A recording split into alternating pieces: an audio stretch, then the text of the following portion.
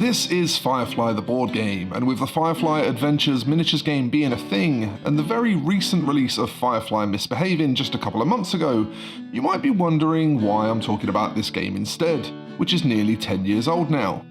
Indeed, when I flip the lid off the box, the first thing we see is an advertisement for Firefly Adventures, so clearly GaleforceNine have moved on. Seems a bit weird of the timing.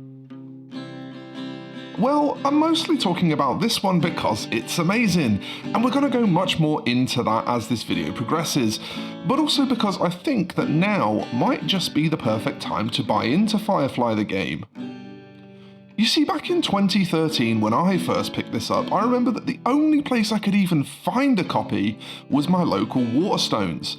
Everywhere else I had looked had sold through their allocation in pre-order. On top of that, it also cost me an eye-watering £90 for the privilege. Ouch!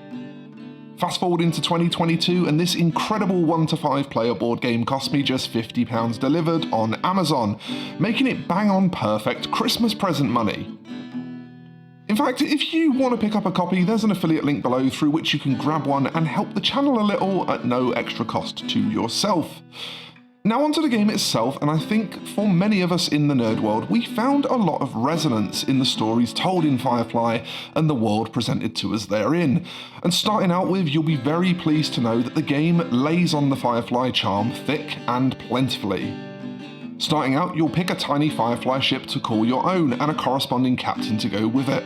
I of course always choose the teal one named Artful Dodger, but it's worth pointing out that this is only available in the special edition release and that the stock US release is just a 4-player game. However, you do of course get Serenity, amongst others, so there'll be plenty of fun fighting over who gets their favourite boat.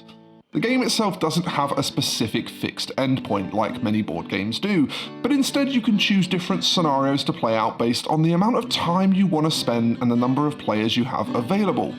There's even a neat solo play mode if you want to get a feel for it before you introduce it to your friends.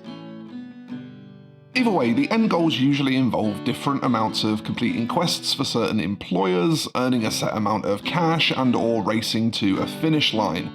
Speaking of employers, you'll do jobs for a lot of familiar faces from the Firefly universe, including Alliance Commander Harkin, Badger, and the conniving Border Baron Patience. Didn't she shoot Mal once? These jobs aren't always legal, of course, and the game has mechanics in place using card decks to resolve various different events that can occur both during jobs and when you're flying around the map between them. And you won't just be roaming the map for work either. Many familiar places from the series are presented as locations where you can hire crew, find gear, refuel, and even take shore leave to keep your crew happy. There's Persephone from the first episode, Osiris from the one with the hospital heist, all sorts of cool places to visit. With that, of course, comes danger too. If you break the law, you can become a fugitive, at which point bumping into the roaming Alliance cruiser becomes a rather scary prospect, which can potentially set you back a bunch. On the other end of space, you'll also have to be ever cautious of the marauding Reaver Cutter, which again can spell absolute disaster for you and your crew. If you survive at all, you'll be forever changed by encountering this little red bastard. But with enough successful flying, dealing, working and misbehaving, you will eventually have decided a winner. And if you're anything like myself and the friends I used to play with back in 2013, you'll have had a damn good time doing it.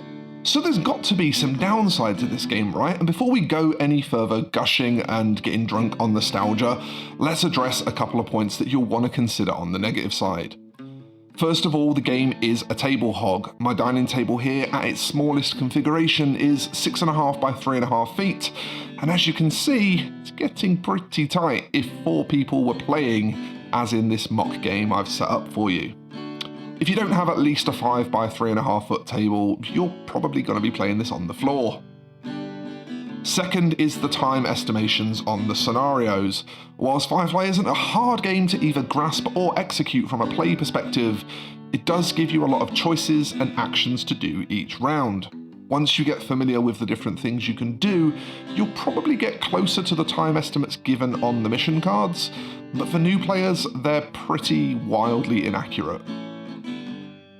Finally though, there is also the consideration of the fact that this is technically a discontinued game. GaleforceNine may well re-support it again at some point in the future, but for now, what exists is what exists, and the base game is really available, but we'll get onto that a little bit more later.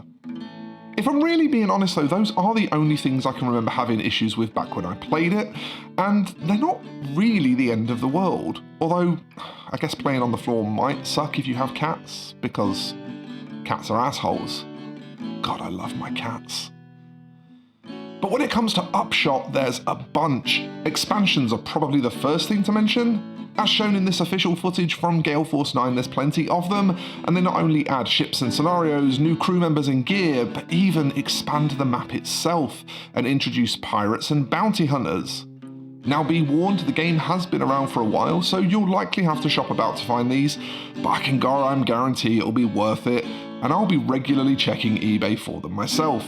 Let me know in the comments if you spy any so that I can pounce on them.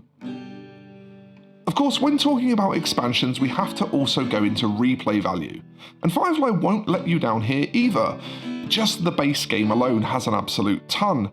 With different goals and so many permutations of equipment and crew, it's very hard for any two games to feel the same. But if and when you do track down those expansions, things are just gonna get so fresh all over again.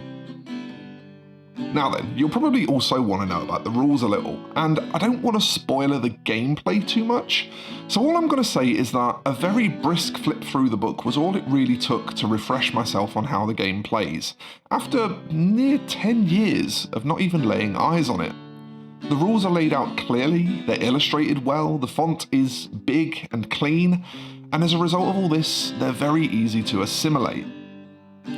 I tend to play board games mostly with my partner Jenny, who I wouldn't really describe as a hardcore nerd, although she is definitely a bit nerdy and likes to hide it. Because of this, when I evaluate games, I tend to use her as my litmus test. If I think she'd struggle to grasp something, I tend to put it into the more hardcore pile. If I think she'd find it a breeze, then I consider it a more casual game. This system has always served me well, but Jenny and I are both huge Firefly fans, so I honestly think even if this game was a slog to learn, which it definitely isn't, we'd probably still tough it out anyway. It's absolutely a shame that there'll be no further support for this game, and so I can definitely understand that it might make you reluctant to jump in.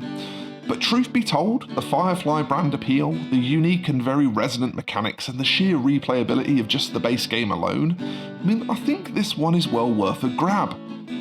It's even a great size for Christmas gatherings, being a 1 to 5 player game that definitely plays best when it's at 3+ people. So if you want to sail the black, explore the verse, find a crew, find a job and keep flying, Firefly the game is a blast from the past that is really worth your time, money and attention.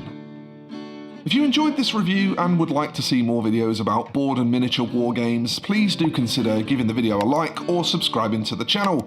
I upload regular content about indie miniature games, painting, miniatures, board games, role-playing games and general nerd stuff. If you really love the channel and would like to reward my efforts, you can do so by checking out my Patreon or affiliate links below, as well as my brand new Ko-fi, or Coffee, is that what it's called? Where you can just leave a tip or drop a £1 a month subscription and join my supporter exclusive Discord server. So, xie xie ni for watching today, and I'll see you in the next one, folks. 再见.